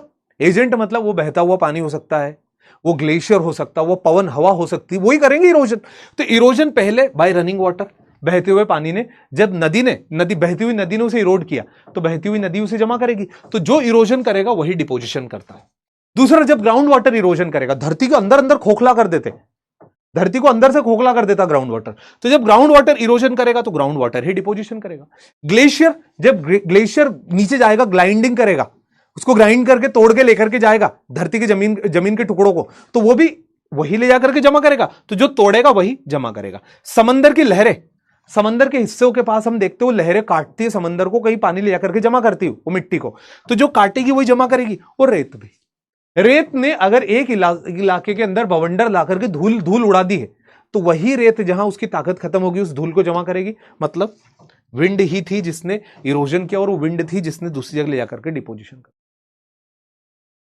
ठीक है, तो पहले तोड़ना, गिराना, काटना और गहरे गड्ढों में जमा कर देना, मतलब धरती की लेवलिंग करना। This is known as exogenetic force. अब यहां पर जानिए आप दो तरह की चीजें, एक होती डिग्रेडेशन, एक होती एग्रेडेशन। डिग्रेडेशन एग्रेडेशन दो वर्ड मिलकर के बनता ग्रेडेशन। अरे भाई ये तो टूट गया। डिग्रेडेशन मतलब अभी हमने क्या जाना था, डिग्रेडेशन में टूटना, गिरना, कटना, और एग्रेडेशन में क्या जाना था, जमा होना, है ना। तो ये वेदरिंग, मास मूवमेंट और इरोजन और इन्हीं का आगे जाकर के डिपोजिशन हुआ, तो ये ग्रेडेशन हो गया। ग्रेडेशन समझ रहे हो ना। डिग्रेडेशन मतलब कि पहले रिलीफ को छोटा करना, डिग्रेड करके नीचे लाना, और उसी को किसी जगह जाकर के एग्रेड कर देना, मतलब इकट्ठा कर देना। आई बात समझ में। तो यहां पर चीजें डिग्रेड हो रही है और आगे जाकर के इकट्ठा हो रही है, ठीक है। दूसरा डेन्यूडेशन का मतलब क्या होता है। This simple term degradation is known as denudation. जब हमसे परीक्षा में पूछ लिया जाए कि सर डेन्यूडेशन का मतलब क्या होता है, तो डेन्यूडेशन का मतलब होता है किसी भी चीज का वियर डाउन करना, उसे तोड़ना। तो इसके अंदर क्या क्या जाएगा, वही जो यहां है, वेदरिंग, मास मूवमेंट, इरोजन, ठीक। ये डेन्यूडेशन के अंदर आ जाएंगे। नए वर्ड बता रहा हूं, सीखने को मिलेंगे। देखिए जैसे आप क्या देख रहे हो, ये बवंडर उठा रेत का, और ये रेत का बवंडर उठा और इसने रेत यहां गिरा दी। तो इसने क्या किया, यहां से उसको उड़ाया, कटाव किया और यहां ले जाकर के जमाव कर दिया। तो ये पूरा मिला करके आपका ग्रेडेशन प्रोसेस हुआ। बट जब तक मैं सिर्फ इतना पढ़ूं कि इसने इसको उड़ाया, काटा, तोड़ा, दूर ले गया, तो यह आ जाएगा आपका डेन्यूडेशन के अंदर या degradation. Degradation denudation is one thing, and aggradation denudation से एक बड़ी टर्म होती है जिसके अंदर चीजें जमा भी हो जाती। दोनों को कंबाइन एफर्ट्स को हम ग्रेडेशन कहते हैं। अब एक एक करके हम वेदरिंग शुरू करेंगे। वेदरिंग क्या होती, ठीक है। तो weathering is defined as mechanical disintegration and physical decomposition. जहां मेरी नोट्स के अंदर मैकेनिकल वर्ड आ जाए, उसका सीधा तात्पर्य होता फिजिकल चीजों से, भौतिक तरीकों से। फिजिक्स की बात कर रहा हूं, सीधा सीधा फिजिक्स की बात कर रहा हूं कि जो भौतिक तरीके से, लाइक तापमान, लाइक प्रेशर, लाइक फ्रोस्ट, इनकी वजह से कैसे किसी इलाके में तोड़फोड़ होती है, that is known as mechanical disintegration या फिजिकल डिसइंटीग्रेशन। केमिकल डिकम्पोजिशन का मतलब क्या होता है, केमिकली मतलब रासायनिक आधार पर किसी भी चीज में विखंडन आ जाना, उसे केमिकल डिकम्पोजिशन बोलेंगे। तो यही weathering is defined as mechanical disintegration as well as physical decomposition of rocks, क्योंकि जियोमॉर्फिक प्रोसेस पढ़ रहे, जियो मतलब धरती, धरती मतलब रॉक, तो उसको चेंज करना हम पढ़ रहे। There are 3 type of weathering, physical, chemical and biological. शुरू करेंगे फिजिकल वेदरिंग से। फिजिकल वेदरिंग इज दिस, जैसे पहाड़ ये टूट रहा है, इसमें दरारें आ रही है, ये पहाड़ बना था इंटरनल फोर्सेस की वजह से, बट एक्सटर्नल फोर्सेस इसके ऊपर दरार जनरेट कर रहे, उसी को हम वेदरिंग बोलते हैं। इसी वेदरिंग को हम डिटेल में जानेंगे। सबसे पहला एग्जांपल आपका वेदरिंग बाय फ्रोस्ट। फ्रोस्ट की वजह से वेदरिंग कैसे होती गुरुदेव, आइए जानते हैं। फ्रोस्ट का मतलब होता है बर्फ या पानी का बर्फ में कन्वर्ट हो जाना, इसे फ्रोस्ट कहते हैं। फ्रोस्ट का मतलब क्या होता है, किसी भी चीज का कन्वर्जन, किसी भी चीज का नहीं, मतलब वाटर का आइस में कन्वर्जन, उसे फ्रोस्ट बोलते। बताओ, ठीक। अब देखो, आप ऐसे समझो, आपके देश में बारिश हुई, जी गुरुदेव हुई। बारिश हुई तो बेटा क्या हुआ, बारिश का पानी चट्टानों के अंदर गया, हाँ जी सर गया। चट्टान थी, चट्टानों में दरार होती, सब चट्टानों में होती दरार। कई 100 चट्टानें आपने देखी होगी जो जिसके ऊपर छोटी छोटी दरारें थी, जहां पानी घुसता रहता, टपकता रहता। तो चट्टान थी, चट्टान के ऊपर दरार थी, दरार में चला गया बारिश का पानी। अब बारिश खत्म हुई कब, सितंबर के समथिंग। सितंबर के बाद नवंबर दिसंबर में कौन सा सीजन आएगा गुरुजी, ठंड आएगी, क्योंकि नवंबर चल रहा, हम सब जैकेट पहन के घूम रहे, ठंड आएगी, ठंड के अलावा कुछ नहीं आएगा। तो आप क्या बोल रहे हो कि पहले बारिश हुई, पानी चला गया, दूसरी आई ठंड, ठंड में क्या होता है, तापमान गिरता है। तो जब ठंड आई, तापमान गिरा, तो this water converted into ice. जो पानी है, व्हेन विंटर कम, या विंटर समझ लो, टेम्परेचर ड्रॉप, वाटर जो होगा आपका वो चेंज हो जाएगा आइस में। तापमान जब गिरेगा, एस टेम्परेचर फॉल। आप ऐसा मत समझ लेना कि विंटर मतलब सभी जगह का, अब ऐसा नहीं। देखो सिंपल सी बात है, तापमान का 0 डिग्री के नीचे तो जाना पड़ेगा ना, तुम ये चीज ध्यान में रखना। विंटर मतलब, मेरा यहां पर कहने का मतलब है तापमान गिर रहा है। तो जब तापमान 0 डिग्री से नीचे गया तो वाटर आपका आइस में कन्वर्ट हुआ, मानते सर? इतना तो हुआ। आपने जो तरीका बताया हम पूरा सुनता जा रहे कि बारिश हुई थी, दरारों में पानी घुसा था, फिर बारिश के बाद आपने कहा था सितंबर में बारिश खत्म हो जाएगी, फिर आपने कहा था नवंबर दिसंबर, आपने ये भी बोला था जैसे जैकेट हम पहन के बैठे तो उसमें ठंड आ जाती। हाँ, ठंड आई तो तापमान क्या हुआ? कम हुआ। तापमान कम हुआ तो जो दरारों का पानी था वो बर्फ में कन्वर्ट हुआ। हाँ, ये भी हमें समझ में आ गया। अब आपको ये जानना है कि जब पानी बर्फ में कन्वर्ट होता है उसकी डेंसिटी रिड्यूस होती है और उसकी वॉल्यूम इंक्रीज होती है। फिर से सिंपल समझ लेते हैं, जब पानी बर्फ में कन्वर्ट होता है उसकी वॉल्यूम बढ़ती है। ये हमें थोड़ा समझ में नहीं आया, ठीक है, तो कोई बात नहीं। आपके पास कांच की बोतल है? हाँ सर, कांच की बोतल हमने देखे, कई देखे कांच की बोतल। आपने कांच की बोतल को फुल पानी में भर के पैक गले तक, उसका ढक्कन लगा दिया और उसको रख दिया आपने deep freezer, not freeze, freeze में नहीं, ऊपर डीप फ्रीजर में जाकर के आपने उसको रख दिया। जब डीप फ्रीजर में जाकर के आपने रख दिया, तापमान जिसका था -1 -2 डिग्री, अब वो पानी किस में कन्वर्ट हुआ गुरुजी? आइस में। 0 पे तापमान, 0 पे पानी कन्वर्ट हो जाता है। और जब वो पानी आइस में कन्वर्ट हुआ तो उसने क्या किया? उस कांच की बोतल को फोड़ दिया। सर क्यों फोड़ दिया? क्यों फोड़ दिया? क्योंकि गुरुजी जब पानी आइस में कन्वर्ट हो रहा था तो उसका वॉल्यूम बढ़ रहा था। एग्जैक्टली वही मैं बता रहा हूं आपको कि जब आप स्टील की, मिल्टन की बोतल, या जो एकदम स्टील हो, इंसुलेटेड नहीं, नॉर्मल कॉपर बोतल, उसको आपने फुल भर दिया, भर के उसको आपने फ्रिज के अंदर रख दिया, आप 2 दिन बाद देखोगे ना वो बोतल आपको फटी हुई मिलेगी डीप फ्रीजर में। क्यों? क्योंकि जब पानी बर्फ बनेगा तो उसका वॉल्यूम बढ़ेगा, और वॉल्यूम बढ़ेगा तो उसे डिसइंटीग्रेट कर देगा, वेदर्ड कर देगा। तो जैसे पानी कभी कभी दरारों में घुस जाता है, वो दरारों में पानी गया क्रैक्स में, जब वो पानी बर्फ बना तो उसका वॉल्यूम 9% बढ़ गया। पानी का जब वॉल्यूम बढ़ा तो ये पहले ऐसा था, ये वॉल्यूम देखो बढ़ा, जब उसका वॉल्यूम बढ़ा तो लेटरल फोर्स लगाया, दिस इज लेटरल फोर्स, जो भुजाओं से लगता है, तो उसने अपना लेटरल फोर्स लगाया। जब लेटरल फोर्स लगाया तो चट्टान 2 टुकड़े, वो 2 टुकड़े इस तरह से हमें वो दिखाई देने लगे। मतलब एक जो ब्लॉक कभी ऐसा हुआ करता था, नॉर्मल दरार ने उसे 2 टुकड़ों में तोड़ दिया। ऐसे क्या कर दिया? तोड़ दिया। क्या कर दिया? वेदरिंग कर दी। तो पहला पॉइंट समझ में आया, वेदरिंग बाय फ्रॉस्ट।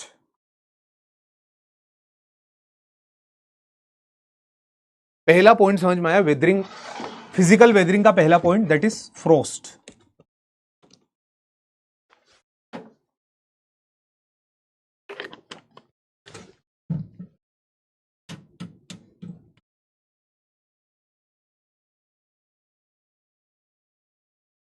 हाँ, हटा दी बोतल, हटा दिए। अब बताओ मुझे समझ में आया आप लोगों को?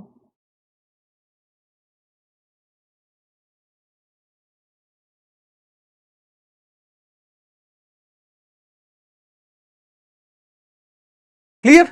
अब देखो यहां पर एक छोटा सा पॉइंट, एक लैंडफॉर्म समझ लो। लैंडफॉर्म का मतलब क्या होता है? सर क्या वो इवापोरेट करेगा क्या? देखो इवापोरेट तो करना ही है, क्योंकि ठंड के बाद फिर गर्मी भी आएगी, तो पानी उड़ेगा ही उड़ेगा, वो तो फिर उड़ जाएगा। बट अपने को ये भी पता ना, गर्मी के बाद बरसात आएगी, फिर भर जाएगा। और एक बात हमेशा याद रखना, एक पॉइंट हमेशा अपने दिमाग में क्लियर रखना, कि ये जो फोर्स है ये उम्र चलते रहते हैं। बरसात, गर्मी, ठंड, हवा, ये चलते ही रहते हैं, ये कभी नहीं रुकते। ओके, तो ये पॉइंट आपको क्लियर समझ में आया? पहला, weathering due to frost. Okay जी सर। अब यहां पर देखिए आप कि जब ये एक लैंडफॉर्म टूटा तो इसने छोटे छोटे 2 पिलर जैसे स्ट्रक्चर बना दिए। ऐसे ये पिलर है ना, इन पिलर्स को हम ज्योग्राफी में बोलते हैं टोर्स। कोई आप ऐसा भी बोल सकते हो, a granite pillar created by the weathering. Weathering की वजह से, टूटने की वजह से जो सेपरेट पिलर बनता है, उस पिलर को हम बोलते हैं टोर्स। कोई रॉकेट साइंस नहीं है, एक नाम बता रहा हूं बस, कि जैसे अब ये टूट के 2 पत्थरों में चला गया, तो ये हमारे पास क्या 2 टोर्स बन गए, 2 सेपरेट पिलर, ये दिस इज नोन एज टोर्स। ठीक है? प्लास्टिक का नहीं टूटता क्योंकि फ्लेक्सिबल होता है, इलास्टिक हो जाएगा वो थोड़ा सा। चलिए अगले पॉइंट की तरफ जाते हैं। अगला पॉइंट आ जाएगा फिजिकल वेदरिंग के अंदर, फ्रोस्ट के बाद दूसरा इज टेम्परेचर। सर तापमान की वजह से वेदरिंग कैसे होती है? बिल्कुल होती है। देखिए जब आप किसी भी बॉडी का टेम्परेचर इंक्रीज करते हो तो उसके कोहेसिव फोर्स रिड्यूस होने लगते हैं। इंट्रामोलिकुलर फोर्स जो होते हैं, इसके अंदर, चट्टान के अंदर जो मॉलिक्यूल्स हैं, ये इनके बीच का जो बॉन्ड है, ये बॉन्ड ना गर्मी की वजह से तापमान बढ़ेगा तो वॉल्यूम बढ़ेगा, हम सभी जानते हैं temperature directly proportional to volume. तो तापमान बढ़ा तो वॉल्यूम बढ़ा, चीजें दूर जाने लगी। मैं क्या बोल रहा हूं, cohesive force, the force between the particle, वो इंक्रीज होने लगा ये। और जब इंक्रीज होने लगा तो दिन में जब चट्टान डेजर्ट में गर्म होती थी, डेजर्ट भी बोलते इसको, इसको ज़ेरोफाइट भी बोलते हैं। ज़ेरोफाइट का मतलब भी होता सूखा इलाका, जहां धूप कड़क हो। तो इस सूखे इलाके में जब धूप गिर रही चट्टान के ऊपर, तो चट्टान के पार्टिकल्स दूर दूर जा रहे। अब क्या होता, दिन में तो ये पार्टिकल दूर दूर हो जाते और रात में पास आ जाते। अब दिन दूर रात पास, दिन में दूर दूर जाए जा रहे, रात को पास आए जा रहे पार्टिकल्स। अब इस वजह से क्या होता है कि एक समय आता है कि ये कॉन्ट्रैक्शन एक्सपेंशन, एक्सपेंशन कॉन्ट्रैक्शन, एक समय के बाद उसे तोड़ देता है। पास आना दूर जाना, पास आना दूर जाना, पास आना दूर जाना, और एक समय दो टुकड़े उसके हो जाएंगे। So this is weathering due to temperature, very simple. Weathering due to temperature में क्या होता है कि in desertic area, in xerophytic ecosystem, when sunlight is more prominent, the temperature increase of the rocks and the particles inside the rocks get expanded. उनके बीच का cohesive force decrease हो जाता है, इंट्रामोलिकुलर डिस्टेंस बढ़ जाती है, जिस वजह से उसमें क्रैक जनरेट हो जाता है। रात में पास हो रही थी, दिन में दूर जा रहा था, वो टूट के आपका चट्टानों दो अलग अलग टुकड़े हो जाएंगे। क्या हो जाएगा, वेदरिंग हो जाएगी। क्या हो जाएगा, फिजिकल वेदरिंग हो जाएगी। दूसरा पॉइंट भी क्लियर। तीसरा पॉइंट ये देखो, दिन में पार्टिकल्स दूर दूर है, चट्टान में क्रैक आ रहा, और रात में देखिए पास पास है। रात में पास, दिन में दूर है ना। ये आपको थोड़ा समझने में इमेज हेल्प करेगी, आप उसको देखना नहीं, आपको क्लियर यही हो गया, वो तो बेटर अंडरस्टैंडिंग के लिए बस। आगे में बढ़ा, अगला जाएगा physical weathering by pressure. Pressure की वजह से कैसे वेदरिंग होती है, देखिए प्रेशर का मतलब होता है किसी भी चीज को, ओवरलाइंग प्रेशर है यहां पर, not pressure, it is overlying pressure.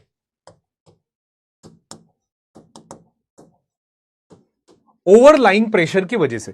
Overlying pressure का मतलब क्या होता है, देखिए ये चट्टान है जो स्ट्रेटिफाइड, स्ट्रेटिफाइड मतलब लेयर्ड फॉर्म में, ये लेयर लेयर लेयर लेयर, ये लेयर्ड फॉर्म में चट्टान है। जी सर जी, चट्टान लेयर्ड फॉर्म में, बिल्कुल समझ में आ रहा। अब यहां पर आप देखिए, इसके ऊपर इन सब का वजन है, इसके ऊपर इन सब का वजन है, इसके ऊपर इन सब का वजन है, और इसके ऊपर इसका वजन है। हर एक के ऊपर जस्ट उसके ओवरलाइन रॉक का वजन है। अब ऊपर वाली रॉक अगर टूट जाती है हवा की वजह से, बरसात की वजह से, धूप की वजह से, टेम्परेचर की वजह से, तो इसका प्रेशर हटेगा। और जैसे इसका प्रेशर हटेगा, इसका प्रेशर आपने जैसे हटाया, ये प्रेशर जैसे इसका हटा, तो इसके अंदर के जो पार्टिकल्स थे ना दूर दूर भागेंगे, और दूर दूर भाग के ये उसको तोड़ देंगे। मतलब जैसे हम देखते हैं ना, हमारे पास जो किताबें होती, जो हमारी स्टडी रूम में होती है, हमारे पास जो जमी होती है, हम सभी उसको देखते हैं कि एक किताब, दूसरी किताब, तीसरी किताब, एक के बाद एक रखी होती। तो पहली किताब आपने रख ली मैथ्स की, दूसरी आपने रख ली इंग्लिश की, तीसरी रख ली ज्योग्राफी की, पांचवी रख ली फिजिक्स की, ऐसे धीरे धीरे करके आखिरी तक आपने क्लास रख ली। ठीक है, अब आपकी मैथ्स, इंग्लिश, फिजिक्स, ज्योग्राफी आप ये खोलते जा रहे हो रोज, कभी उठाओ कभी रख दो, कभी उठाओ कभी रख दो। तो इस वजह से क्या होगा, ऊपर की चट्टानों का जो प्रेशर रिलीज हो रहा, जैसे आपने मैथ्स उठाई तो इंग्लिश के पन्ने उड़ने लगे हवा से, जब आपने इंग्लिश उठाई तो फिजिक्स ज्योग्राफी के पन्ने उड़ने लगे हवा से। तो इसमें क्या हुआ आपको कि जो सरफेस की रॉक्स है वो टूटती जाएगी। आप ये देखो ना, जो किताब हमारी सबसे ऊपर रखी होती है सबसे गंदी वही दिखती, जो हमारी नीचे तक की किताबें होती है, जब हम एकदम एंड तक पहुंचने लगते तब तक तो वो चीजें सही साठ ही रहती है। परीक्षा खत्म हो जाती है और कुछ किताबें हमारी एकदम सौंधी खुशबू देती रहती है, क्योंकि हम उन्हें उठाते ही नहीं है। तो कहने का मतलब मेरा, आपको समझ में आया जो मैंने आपको बताया, वेरी सिंपल मैनर। ठीक है, कोई हार्ड एंड फास्ट नहीं, कोई कुछ नहीं। हमें क्या जानना था कि वो जो किताबें थी जो ऊपर की, वो जैसे हटेगी तो उसका वजन नीचे की से हटेगा, जब नीचे की वजन हटेगा तो पार्टिकल रिलीज होंगे और फोर्स रिलीज होगा। तो due to release in overlying pressure of particles inside the rock expand, जब ओवरलाइंग प्रेशर था उसको जैसे आपने रिलीज किया, जैसे आपने पहले वाले को निकाला, तो उसके निकलते अंडरलाइन रॉक्स के पार्टिकल इरोड हो जाएंगे, एक्सपोज हो जाएंगे, और एक्सपोज होते हुए टूटना शुरू हो जाएंगे। आई बात समझ में? 45 मिनट के अंदर आप जान चुके थे फिजिकल वेदरिंग। अगला जाएगा सोल्ट वेदरिंग, इसको हेलोक्लास्टिक बोलते हैं। इससे पहले मुझे यह बताओ कि अपना समझ में आया या नहीं आया?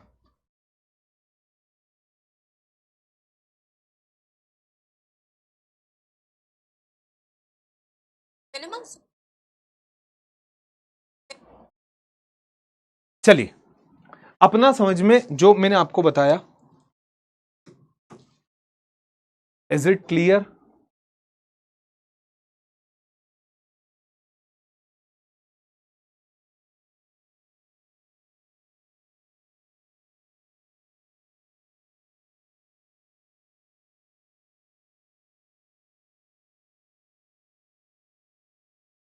ठीक है, अब अगला आ जाएगा आपका, यहां पर दो चीज और बताऊंगा। एक हो जाएगी weathering due to salt. Salt की वजह से कैसे वेदरिंग होती है, ये आपको बहुत अच्छे से समझ में आ जाएगा, बट आपको ना इसको बहुत बारीकी से जानना पड़ेगा, है ना। मैं आपको थोड़ा थोड़ा बता रहा हूं।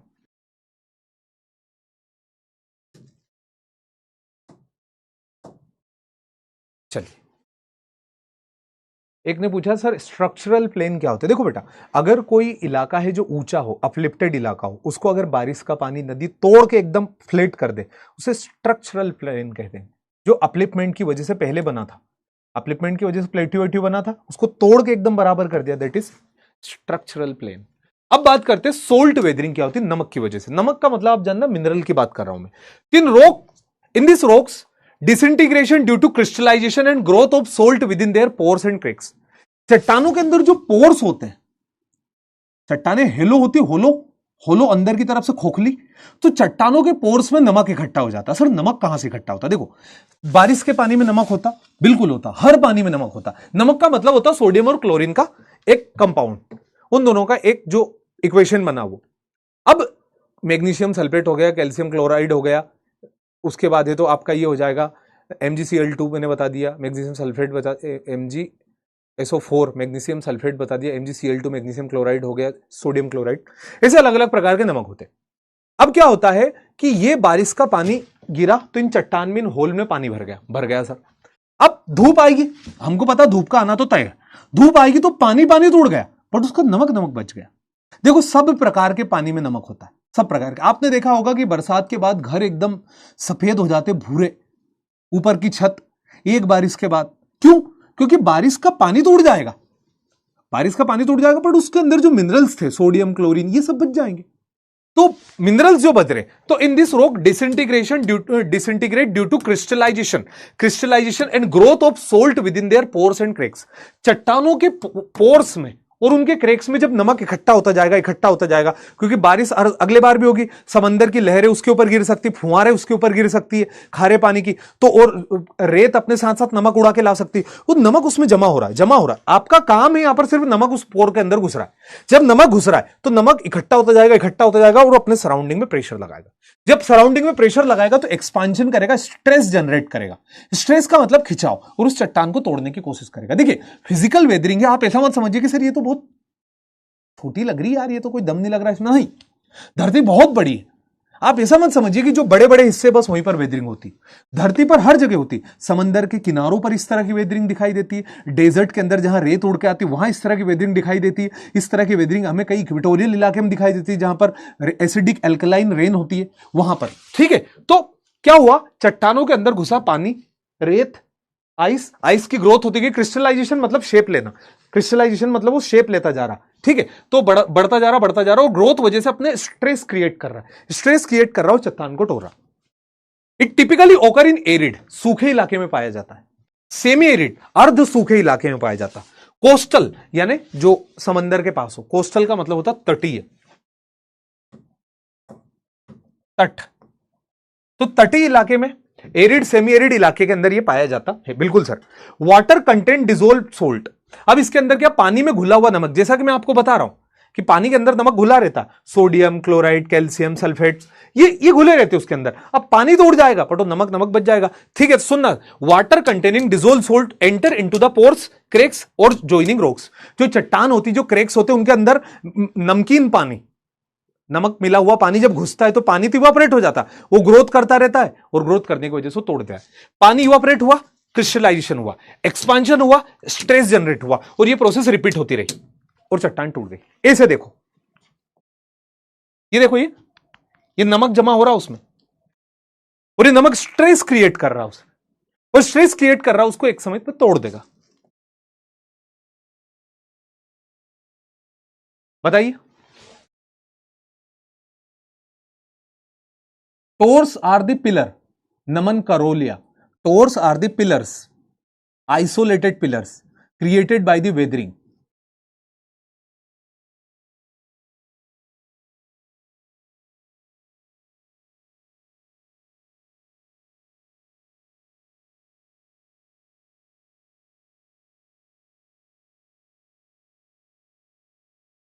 ठीक है, आगे बढ़ते हैं. अगला पॉइंट आ जाएगा आपका यहां पर. Next point is chemical weathering. देखिए केमिकल वेदरिंग से पहले मैं थोड़ा सा यहां पर एक और पॉइंट एक्सप्लेन करना चाहता हूं जो भी ग्रेविटी के अंदर आता है. यहां पर मैं लिख रहा हूं जो भी इसके अंदर आता है फिजिकल वेदरिंग. फिजिकल वेदरिंग को यहां पर मेंशन कर रहा हूं. Please this is the mind map. Physical weathering पहला पॉइंट आपका ड्यू टू फ्रोस्ट. बिल्कुल सर, वो वॉल्यूम बढ़ेगा. दूसरा ड्यू टू टेम्परेचर. बिल्कुल सर. एक आता है यहां पर gravitational stress.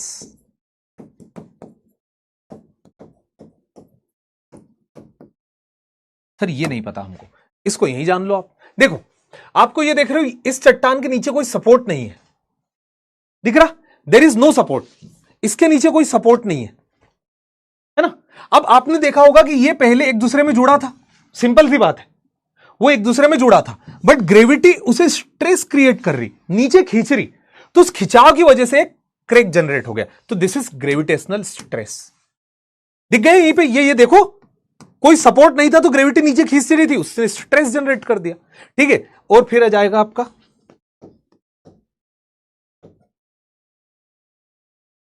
Pressure and salt growth. These are the types of physical weathering. Physical या फिर फिजिकल के लिए मैंने क्या शब्द बताया था एक और? Mechanical weathering. फिजिकल और मैकेनिकल वेदरिंग. ठीक है. ठीक. अब प्रश्न कहां से पूछा गया? Very simple.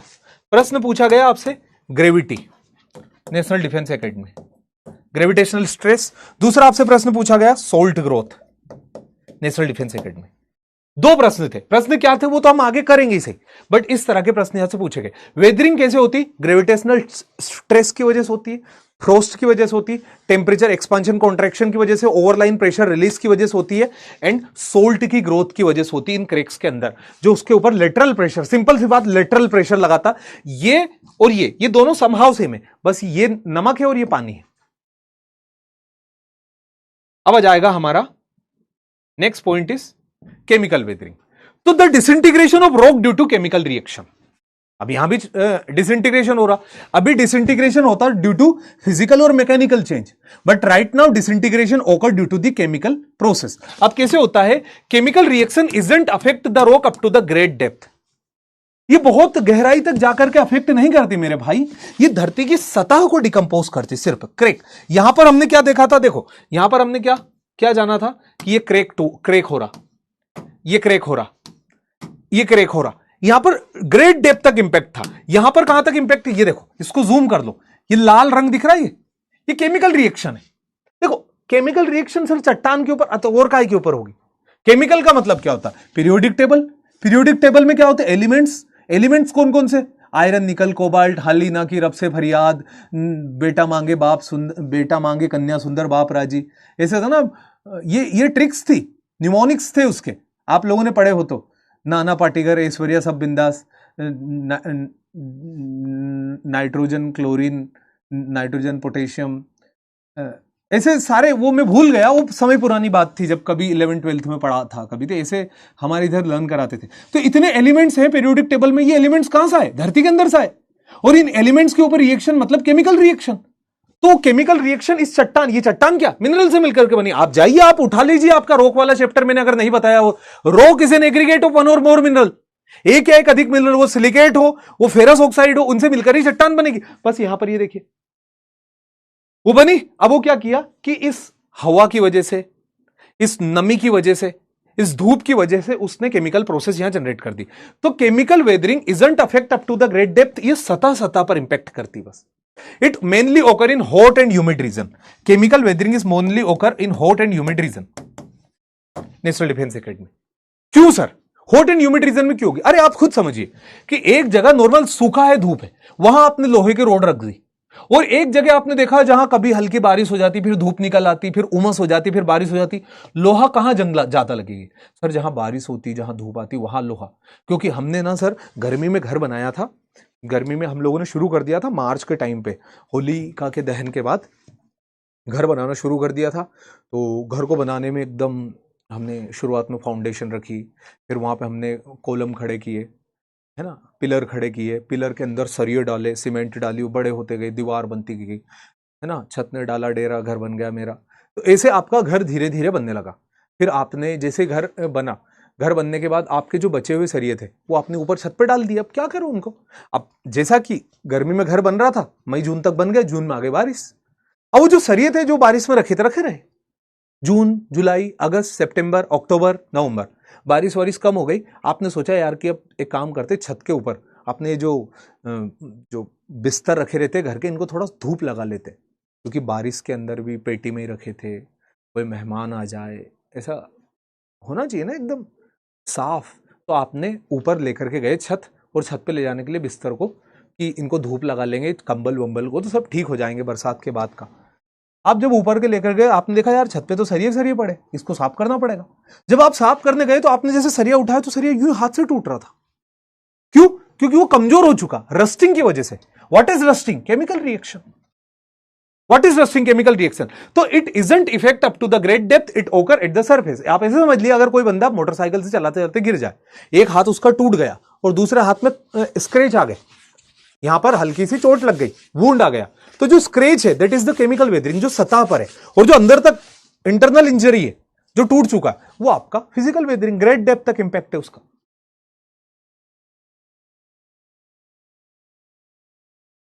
स्ट्रेस का मतलब होता खिंचाव। अगर वो टेंशनल बाउंड्री होगी तो भी खिंचाव है, अगर वो ग्रेविटी भी नीचे खिंच रही तो भी खिंचाव है। स्ट्रेस का मतलब पॉजिटिव यहां बिल्कुल नहीं है, बिल्कुल अंबुजा सीमेंट। भाई मिस्त्री लोग अपने हिसाब से चलते।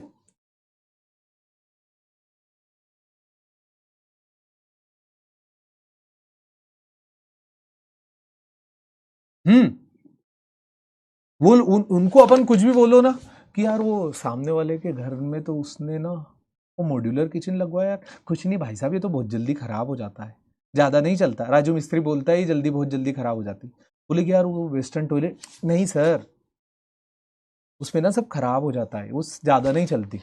भाई जो मिस्त्री होते ना, जो घर बनाने के लिए आते हो, बहुत कम होते, वो अपनी बात मानते हैं। उनको आप बोलो ना कि यार इसके अंदर ना कुछ ऐसा कर दो कि ये धुआं यहाँ का बाहर निकल जाए, तो वो ज्यादा दिन नहीं चलेगा, वो खराब हो जाएगा। तो ये एक तो मिस्त्री, मिस्त्री का ये, और दूसरा ये जो ऑटो पार्ट्स वाले होंगे, लड़के लोग जानते होंगे, बॉयज लोग मेरी बात को हाँ करेंगे। जब कोई मोटरसाइकिल लेकर के आता ना, या फिर कोई कार लेकर के आता, तो कार में क्या नए नए फीचर होते हैं जिनको सेंसर्स बोलते हैं, कि अगर किसी ने उसके ऊपर एक मग्गा पानी ढोल दिया तो वाइपर चालू कर लेता है, क्योंकि रेन सेंसिंग वाइपर होते हैं उसके अंदर। अगर रात हो गई तो ऑलरेडी अपनी लाइट ऑन कर लेती, क्योंकि वो लाइट सेंसिंग होती है। तो यहां पर जो जो ऑटो पार्ट्स वाले के पास जाते हैं वो पता क्या बोलते हैं, ये जल्दी बहुत खराब हो जाता है, ये ज्यादा नहीं चलता, एक साल ज्यादा ज्यादा फिर नहीं चलता। अरे वो भाई सबका मना कर देते, ये नहीं चलता। तो कहने की मेरी बात समझ रहे हो आप?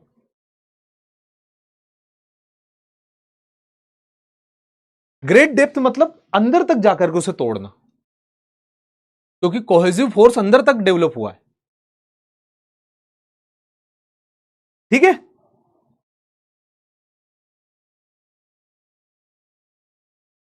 चलो, और गाड़ियां ऐसी होती है, ये तो आप सभी लोगों के साथ भी होता होगा, कि जब हमारी बाइक नहीं चलती रहती, खूब हम काम करते, खूब किक मारते, सब करते, नहीं चलती रहती, और जैसे हम उसको जैसे तैसे करके धका के मैकेनिक के पास ले जाते हैं ना, वो चालू हो जाती है। वो चालू हो जाती है मतलब वो एक किक में चालू हो जाती है अपने से ही, मैकेनिक ने तभी हाथ ही नहीं लगाया है। मैकेनिक तो वहां आकर के खड़ा हुआ, क्या हुआ, ये चालू नहीं हो रही, क्या हुआ, क्या करो, किक मार के किया चालू, भ्र, भ्र, भ्र, पेरे में चालू, पूरा शर्म शर्म। डॉक्टर के पास जाओ आप, बहुत सर दुख रहा, बंदा गए, जैसे डॉक्टर के पास गए, वो सर दर्द भगवान जाने कहां चला गया। ये बहुत होता है यार, ये बहुत आप लोगों के साथ भी हुआ होगा, क्या ऐसे बैठे हो,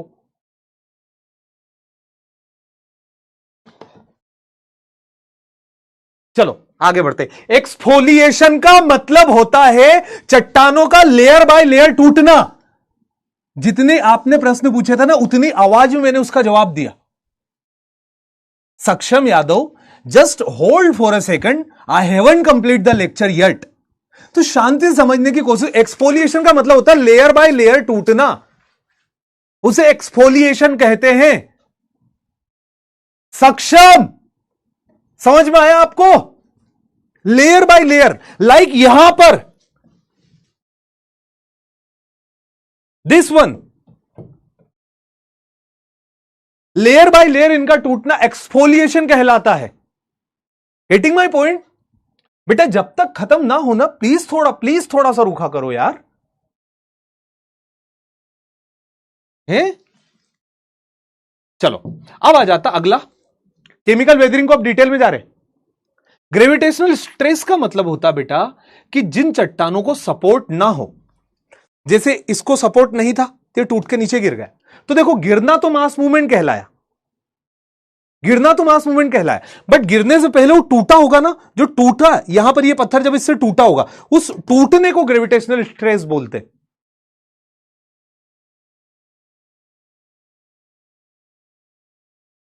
ओके, चलिए आगे बढ़ते। अब एक एक करके जानते। केमिकल प्रोसेस, तो केमिकल सिंपल बेटा, केमिकल प्रोसेस केमिकल्स की वजह से होगी। कैसे होगी? सबसे पहला आपका वेदरिंग बाय कार्बोनेशन। कार्बोनेशन से कैसे वेदरिंग होती है? देखिए हमारे एटमॉस्फेयर में वाटर वेपर है,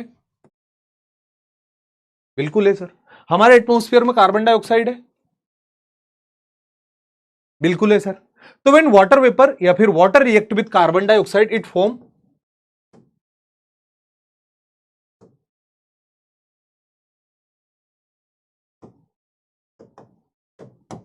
क्या बना लेता? Carbonic acid.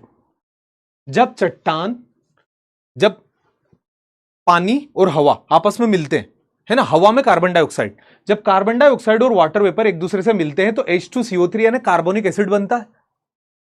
बनता कार्बोनिक एसिड, जी गुरुजी। और जब इस कार्बनिक अम्ल की बरसात होती है, सिंपल सी बात है, हवा के अंदर ही मौजूद है कार्बन डाइऑक्साइड CO2, हवा के अंदर ही मौजूद है water vapour H2O। When CO2 react with H2O in air, when CO2 react with H2O in air it form H2CO3 that is carbonic acid. और जब उस कार्बोनिक एसिड की बरसात होगी तो उसे हम बोलेंगे एसिड रेन। क्या बोलेंगे? Acid rain. तो in this water react with carbon dioxide and form carbonic acid and this acid react with mineral and rock। जब उस एसिड की बरसात चट्टानों पर होगी तो चट्टानों पर होने की वजह से आप देखिए ये सारी की सारी जगह उसको खोखली कर दी उसने। जो वीक मिनरल्स थे वो तो बह करके चले गए लाइक फेल्ड्सपर और ये, और जो स्ट्रॉन्ग थे लाइक क्वार्ट्ज वो टिके रहे। तो वीक बह गए और स्ट्रॉन्ग बने रहे।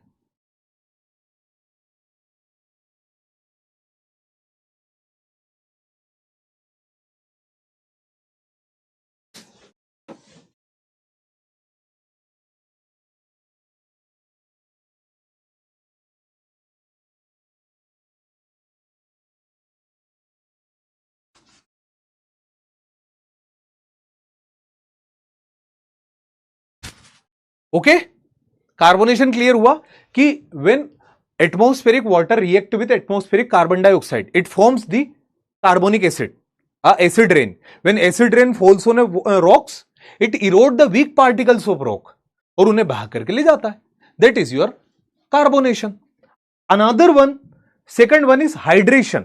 सर जी हाइड्रेशन में क्या होता है? देखिए जब पानी के अंदर चट्टानें पड़ी होती है, पानी के अंदर पत्थर पड़े, जैसे ये पत्थर पड़े है ना छोटे छोटे, अब ये पत्थर पानी के अंदर पड़े, अब पानी को ये पत्थर एब्जॉर्ब करेगा और जब पत्थर पानी को एब्जॉर्ब करेगा तो उसका वॉल्यूम बढ़ेगा और जब वॉल्यूम बढ़ेगा तो उसमें क्रैक्स आएंगे और वही क्रैक्स वेदरिंग कहलाएंगे। The process whereby certain mineral absorb water and expand change, इसी को वेदरिंग बोला कि पानी के अंदर पड़े हुए पत्थर पानी को एब्जॉर्ब करेंगे, फूलेंगे और टूटेंगे, उसी को केमिकल वेदरिंग बोला bye hydration. This is also national defence academy पूछा गया प्रश्न। और ये तो आपका, अरे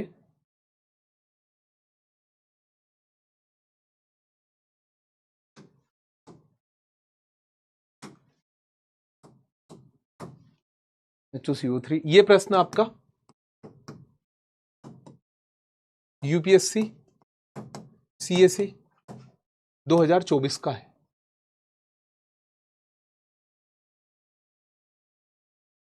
कार्बोनिक अम्ल का क्या, कैसे वो चट्टान को इरोड करता है, उसका फॉर्मेशन पूरा हमने देख लिया। ठीक, ये क्लियर हुआ। अनदर पॉइंट आ जाएगा ऑक्सीडेशन। बताइए यहां तक समझ में आया आपको बेटा? Is it clear till now?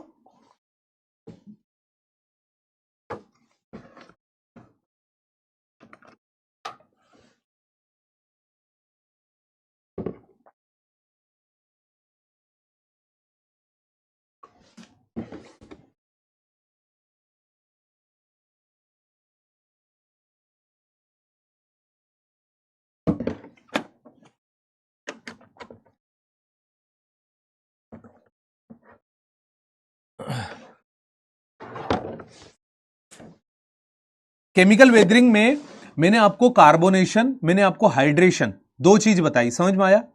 हाँ बेटा, आप डाउट छोड़ दीजिए, बेफिक्र रहिए, आपके डाउट को क्लियर करवा दिया जाएगा। डिसइंटीग्रेशन का मतलब बच्चा टूटना। आप ऐसे मत समझिए, आप डाउट को छोड़ दीजिए। आप डाउट जहां जहां होना, देखो आप मेरी बात सुनो, मैं अभी भी आपके डाउट खोलूंगा ना भाइयों, तो बेटा समय चला जाएगा। समीर, सुमित, जहांगीर, आप बिल्कुल, मैं आप मानता हूं आपने पैसे दिए हैं, मैं उसकी रिस्पेक्ट भी करता हूं, आप भी थोड़ी मेरी कर लो। मैं आपको, अगर मैं आपको डाउट बताने में गया ना तो हमारा समय यूं ही चला जाएगा। आप ये समझ लो कि मैं क्वेश्चन तक सोल्व नहीं करवाता हूं, ताकि जितना पढ़ा सकूं पढ़ाऊं। क्वेश्चन तो मैं करा लूंगा, प्रैक्टिस सेशन ले आऊंगा, क्वेश्चन तो मैं आपको PYQs करवा दूंगा, क्वेश्चन तो मैं आपको यूट्यूब पे भी करवाऊंगा बहुत सारे। But right now this is a time कि हम उसे ढंग से पढ़े। Anchit Chaudhary sir, mind map दे दो, ये लो, लिख लो इसको। मैं इनसे बात कर रहा हूं, अर्चित लिख लेना ये माइंड मैप, अनमोल गुप्ता लिख लेना माइंड मैप, सब लोग जिनको माइंड मैप चाहिए। तो मैं अभी आप लोगों को यही बोल रहा हूं कि पहले ना आप मुझे पढ़ाने दो, पूरा पूरा वो होने दो, ठीक है? वो मत कीजिए आप। अगर हम लोग ऐसे रह गए ना, देखो आप लोग छोड़ दीजिए आपके डाउट। प्रॉमिस करता हूं कि आप लोगों ने जिस चीज के लिए पे किया है, आपको वो चीज वाजिब भी है आपका पूछना। बट अभी मुझे पढ़ाने दीजिए प्लीज। सर आपने तो ज्योग्राफी को फेवरेट सब्जेक्ट बना दिया, thank you, and thank you so much मेरी ओर से भी आप सभी लोगों को ज्योग्राफी को इतना प्यार देने के लिए। बस मैंने वो इन्फॉर्मेशन थी आपको जैसे डिलीवर कर सकता था, मैंने आपको डिलीवर कर दी कि आपको बेहतर तरीके से समझ में आ जाए। थैंक यू वेरी मच, आप माना आपने। बढ़े आगे, बोलो।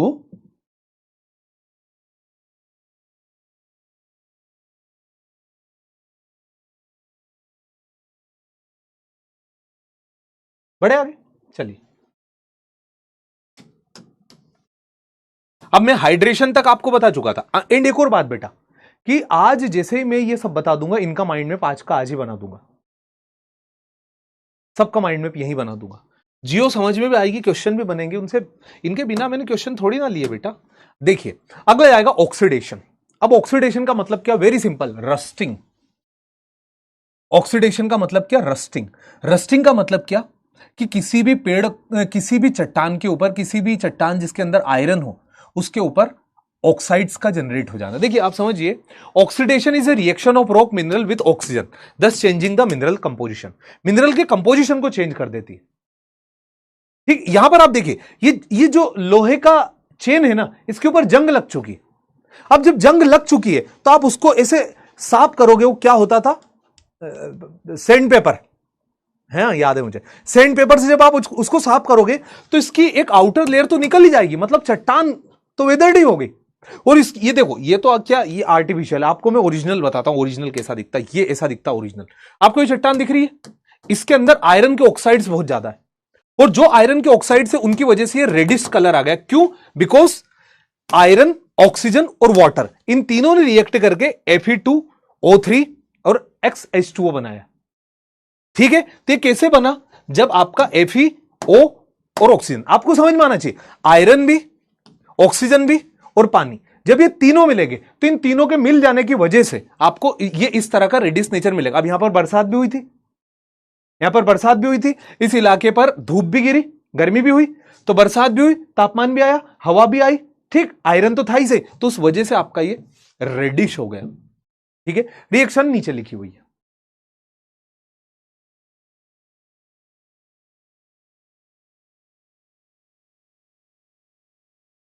आयरन के ऑक्साइड समझ में आए? आयरन के ऑक्साइड,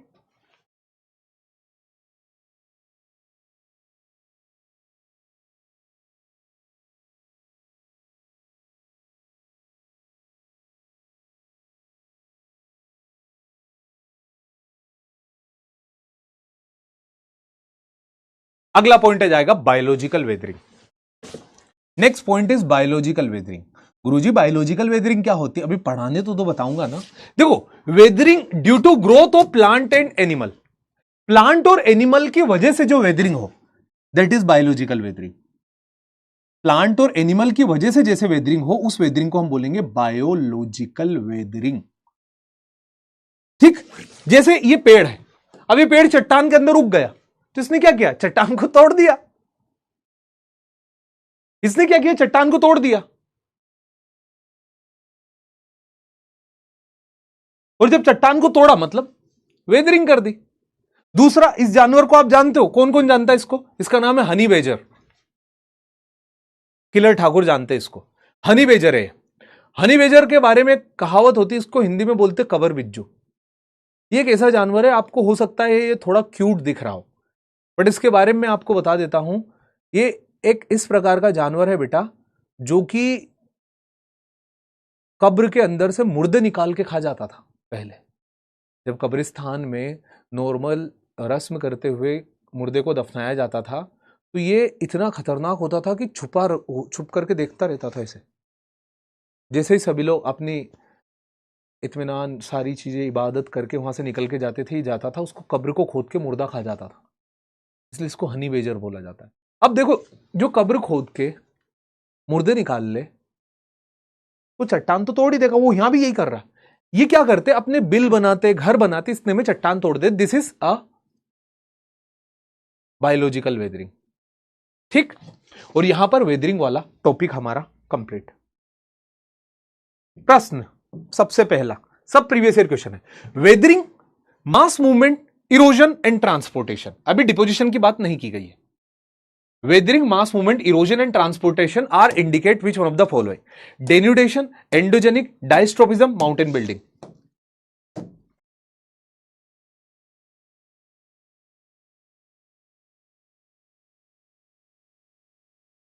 जितेंद्र सिंह लखन, अरे बेटा पढ़ाई पे ध्यान दो यार जितेंद्र।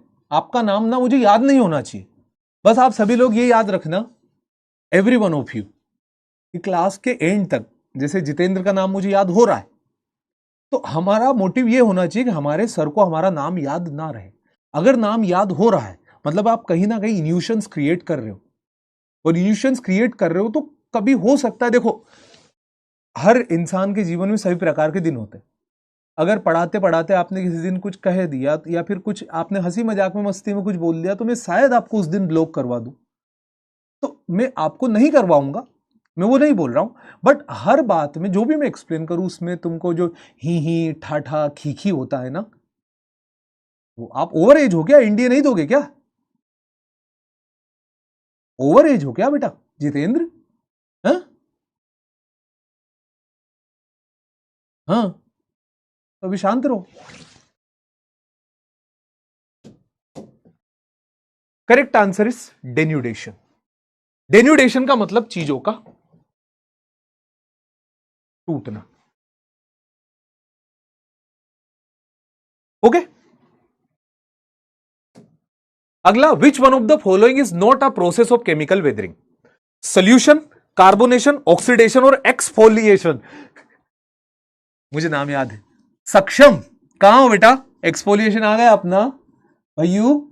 तो कौन सी इनमें से वो वेदरिंग नहीं है जो केमिकल की वजह से हो रही है?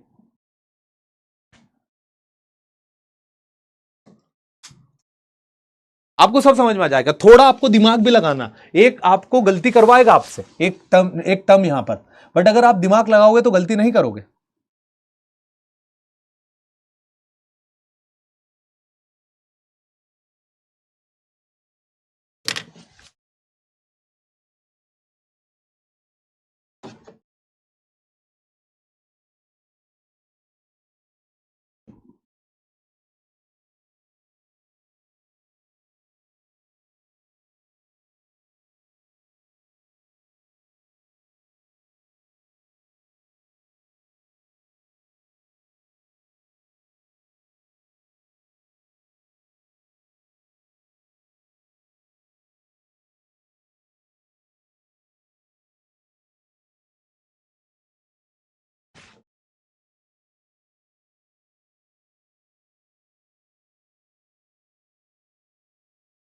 चलो D exfoliation, very good. Solution sir, solution आपने पढ़ाई नहीं। सोल्यूशन वेरी सिंपल यार, जहां सोल्यूट सोलवेंट मिलते सोल्यूशन बनेगा ही सही, और ये पूर्ण रूप से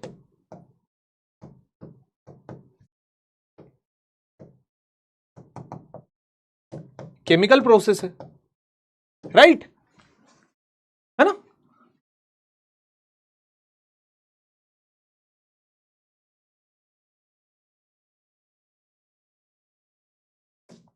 अगला, विच of the following is an example of salt crystal growth. Salt crystal growth किस प्रकार की वेदरिंग है? Chemical, physical, biological, biochemical. क्या तगड़े तगड़े क्वेश्चन, सब प्रीवियस ईयर क्वेश्चन है, सब कुछ।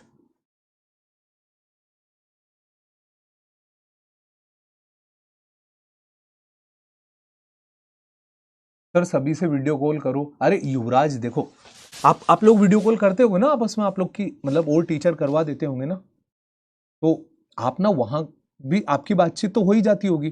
बेटा मैं ना आपको वीडियो कॉल, देखो पहले तो शायद नहीं करवा पाऊंगा क्योंकि मेरे पास कंटेंट बहुत, मतलब बहुत सारी चीजें होती है जो मुझे डिलीवर करना होता है। आप मुझे जानो बेटा, 70 स्लाइड 80 स्लाइड का ही लेक्चर है।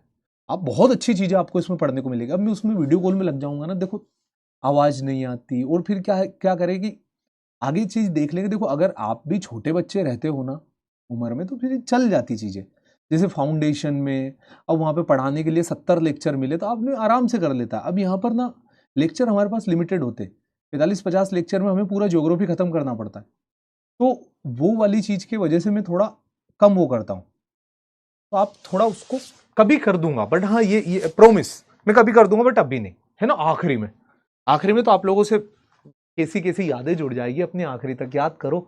अभी हम जो पढ़ते जा रहे हैं कितना कुछ सीख लिया, वैसे धीरे धीरे दिन प्रतिदिन कुछ ना कुछ नया, कुछ ना कुछ नया हम गेन करते जाएंगे, कल की क्लास में भी तो कितनी बढ़िया हो जाएगी। क्या है इसका answer? Salt crystal growth, physical weathering, बहुत बढ़िया। अगला, the process whereby certain mineral absorb water, expand and change is known as hydration, oxidation, hydrolysis और कार्बोनेशन।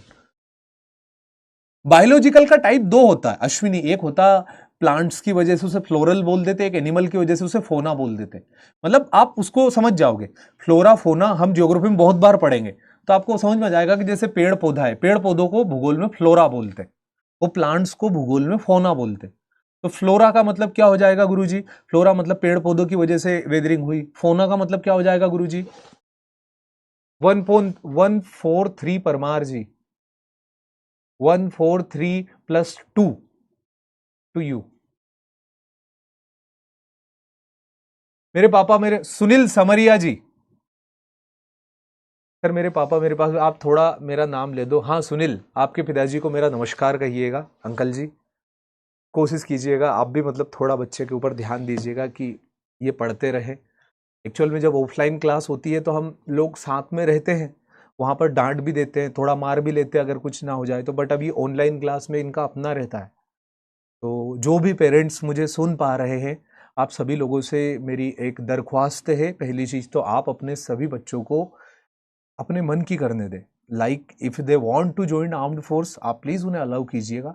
ये ज्वाइन कर रहे हैं एज एन ऑफिसर, तो जीवन में बेहतर करेंगे। और साथ ही साथ एक और मैं आपसे चाहूंगा, सभी माताएं, सभी पिताजी बच्चों के, इन सभी से, कि आप इनके ऊपर थोड़ा सा ध्यान दीजिए कि ये पढ़ाई कर रहे हैं, ठीक है। हाँ पीयूष,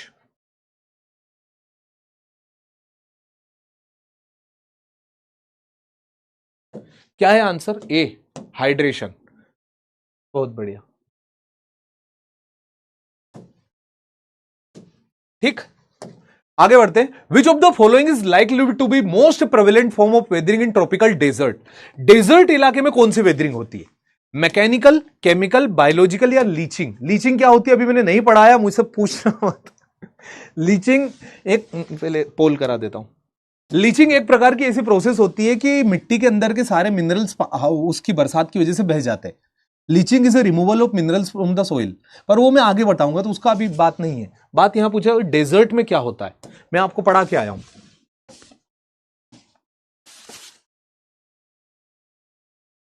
हाँ doctor Ayush Tiwari,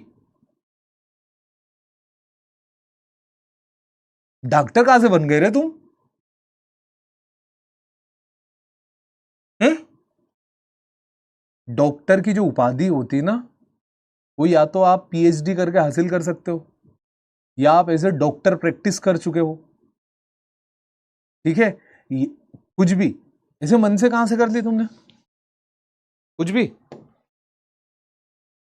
mechanical weathering 63%, बहुत बढ़िया।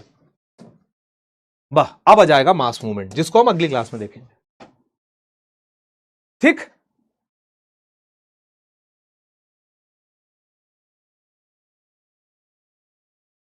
तीस स्लाइड का ही टारगेट रहता है।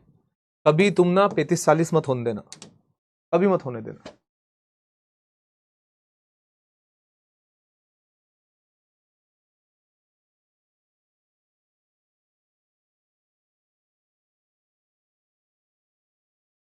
अगर 5x5 आपने सही किए ना मेरी जान, तो याद रखना है 5 PYQs थे वो, 5।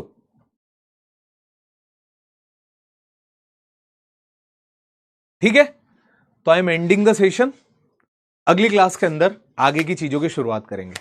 ठीक है, प्लीज प्लीज रिवाइज कीजिएगा।